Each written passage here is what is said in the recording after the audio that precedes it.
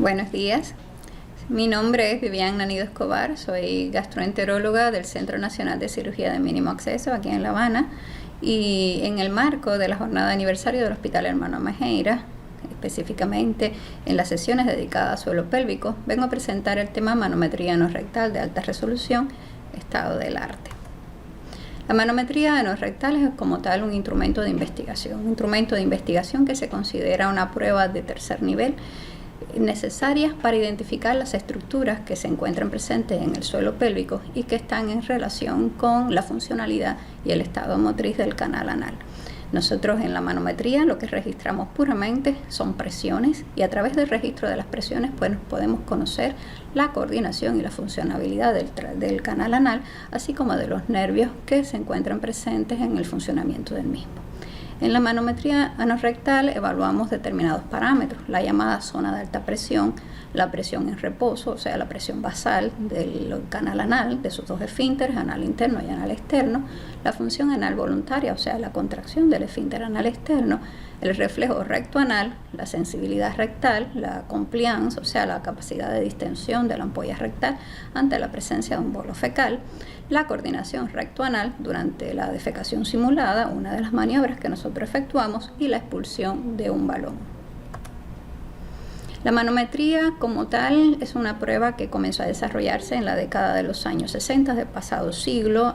En ese momento fue la llamada manometría convencional, donde trabajábamos con un eje de X y Y a través de curvas. Las curvas nos permitían registrar las presiones que existían en el canal anal, y a través de esto podíamos efectuar los diagnósticos. Ya a finales del pasado siglo, los estudios de manometría comenzaron a desarrollarse y a dar paso a la llamada manometría de alta resolución, la cual se introduce en Cuba en el año 2017. La manometría de alta resolución ha significado un paso importante de avance con respecto a la manometría convencional, ya que los registros son mucho más fiables, tienen mayor especificidad y mayor número de detalles. La manometría de alta resolución tiene la característica que, aunque permite también observar, si el operario así lo decide, los eventos que suceden en el canal anal en forma de gráficos de presión, pues también lo vemos fundamentalmente en colores, o sea, los llamados color plugs, donde los colores más cálidos corresponden a las presiones más altas y los colores más fríos corresponden a las presiones más bajas. Para manometría anorrectal, sin embargo, el evento más importante fue la publicación en el año 2020 de la llamada clasificación de Londres, ya que, a diferencia de la manometría esofágica, que sí desde los primeros momentos de su desarrollo, de su instauración, sí tenía un sustento basado en clasificaciones que sin embargo fueron mejorando en el tiempo, pues no teníamos esas mismas herramientas para la manometría anorrectal. Carecíamos de clasificaciones, de estandarización de los protocolos, y con este estudio publicado en el 2020 se hizo ya un consenso a nivel internacional de una serie de elementos que permiten obtener mayor cantidad de elementos diagnósticos a través del estudio de la manometría.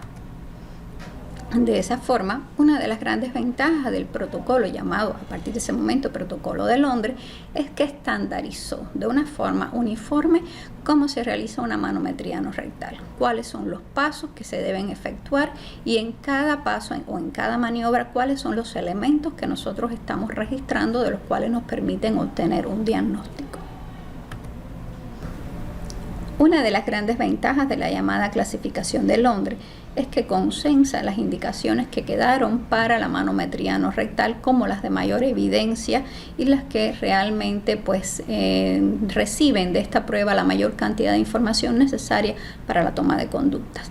De esta forma, las indicaciones de la manometría anorrectal hoy en día son el estreñimiento o trastornos de la evacuación, la incontinencia fecal, el dolor anorrectal de origen funcional, en el caso de estudios prequirúrgicos para conocer la función anorrectal, y en aquellos pacientes que pueden haber recibido un daño tanto obstétrico como en el momento del nacimiento a nivel del suelo pélvico.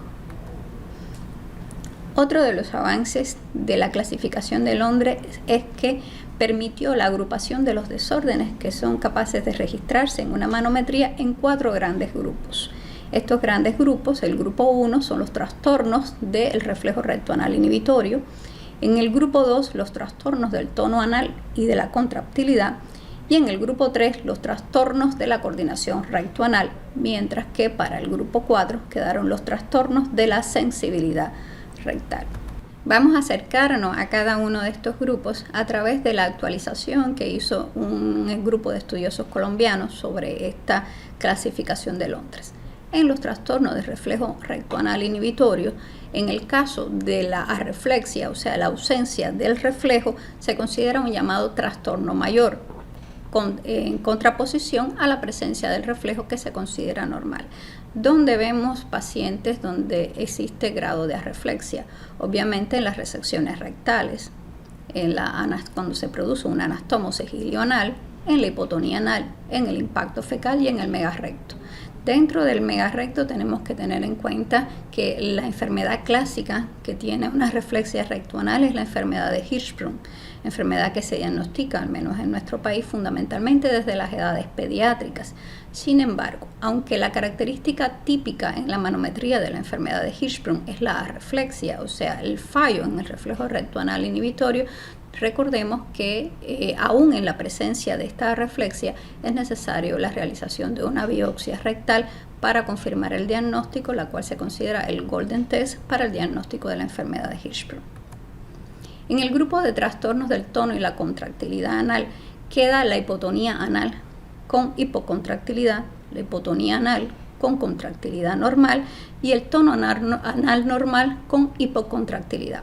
Estos quedan definidos como trastornos mayores en los pacientes con afecciones de suelo pélvico y la hipertonía anal, sin embargo, pasa a conocerse como un trastorno menor. ¿En qué pacientes vemos estos problemas? Bueno, en los pacientes que tienen, por ejemplo, fisura anal crónica, en el síndrome elevador del ano y en la proctalgia fugaz.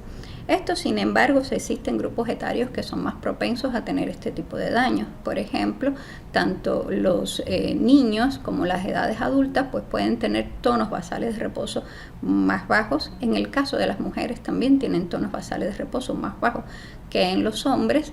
Existe en casos, por ejemplo, que se relacionan con la presencia de incontinencia fecal, la incontinencia fecal idiopática que se produce en las mujeres después de los 40 años, donde también pues, puede existir una afectación del tono basal de reposo.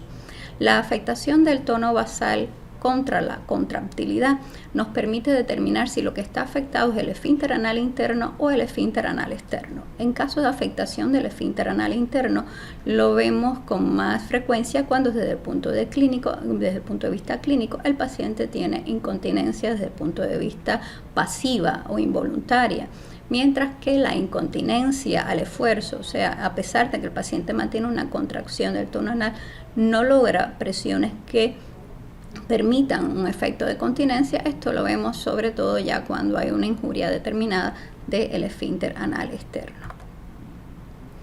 En cuanto al grupo de los trastornos de la coordinación anorrectal, las coordinaciones lo más importante en ella es corroborar cuál es el grado de presión intrarrectal y el efecto de esta maniobra sobre el canal anal. En un paciente normal debe haber una buena inhibición del canal anal para permitir el paso del bolo defecatorio, por supuesto.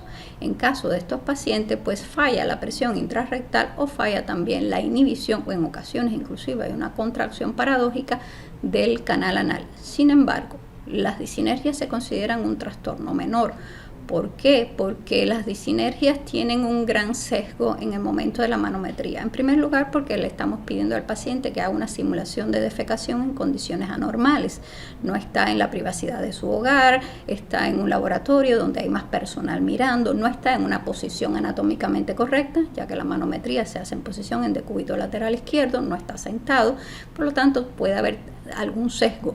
Tanto así que inclusive pueden efectuarse el diagnóstico de disinergia en pacientes que clínicamente no tienen ningún tipo de afectación. Las disinergias se clasifican en 4 grupos principales, el tipo 1, el 2 y el 3 y el 4. En el tipo 1 y el tipo 3 las presiones intrarrectales se mantienen en valores correctos, mientras que lo que falla es la inhibición del tono del canal anal. En el tipo 1 hay un aumento de la contracción, o sea, una contracción paradójica, mientras que en el tipo 3, aunque no hay realmente un aumento de la contracción, pues se mantiene sin relajación el canal anal. En el tipo 2 y en el tipo 4 el paciente falla en lograr una presión intrarrectal adecuada. Se dice que también aquí hay un componente que puede ser volitivo. Y en el tipo 3 se registra igualmente una contracción paradójica, mientras que en el tipo 4 realmente el mecanismo fundamental es la falta de la relajación del canal anal. En el último grupo, que es el de los trastornos de la sensibilidad rectal, se consideran la hiposensibilidad y la hipersensibilidad un trastorno de tipo mayor, mientras que la hiposensibilidad rectal limítrofe es un hallazgo no concluyente. Uno de los aportes es que se eleva un poco los niveles de la primera sensación, o sea, el primer umbral, el de sensación, que se llega hasta 60 cc, mientras que clásicamente hemos trabajado con un umbral rectal que llega hasta los 30 cc. De esta forma, cuando se realiza la comparación entre las posibilidades diagnósticas de la clasificación de Londres y la nomenclatura convencional, tenemos que la clasificación de Londres define los hallazgos de la manometría en 3 grupos fundamentales: los trastornos mayores, trastornos menores y los llamados trastornos no concluyentes. En trastornos mayores tenemos la hipotensión anal con hipocontractilidad, la hipotensión anal con contractilidad normal, el tono anal normal con hipocontractilidad, la hiposensibilidad rectal, la hipersensibilidad rectal y la arreflexia. Los trastornos menores quedan para la hipertensión anal, la expulsión anormal con disinergia, cualquier tipo de disinergia, la expulsión anormal con pobre propulsión, esto se refiere fundamentalmente a la última maniobra que se realiza en la manometría, que es la expulsión del balón, y la expulsión anormal con pobre propulsión y disinergia. Como trastornos no concluyentes quedan la expulsión anormal con coordinación anorrectal normal, la expulsión anormal con coordinación anorrectal alterada y la hiposensibilidad rectal limítrofe. En el año 2021, nuestro centro publicó en la revista Habanera de Ciencias Médicas los primeros resultados de la introducción de los estudios de manometría anorrectal de alta resolución en Cuba por un colectivo de investigadores. De los resultados de nuestro estudio, el 70% de los pacientes estudiados fueron femeninos, en contraposición a un 30% masculino, tal y como se reporta en la mayoría de los estudios. La indicación más frecuente para nuestros pacientes fue la incontinencia fecal, en casi un 70% de los mismos, y el estreñimiento funcional en el otro grupo. Como antecedentes patológicos de interés, de las 112 pacientes femeninas estudiadas, el 75% tenían historia de 1 o más embarazos, de los cuales el 27% registraban el antecedente de al menos un parto distóxico, dándole toda la importancia que hemos reconocido a la historia ginecológica de las mujeres en el caso de padecer de incontinencia fecal.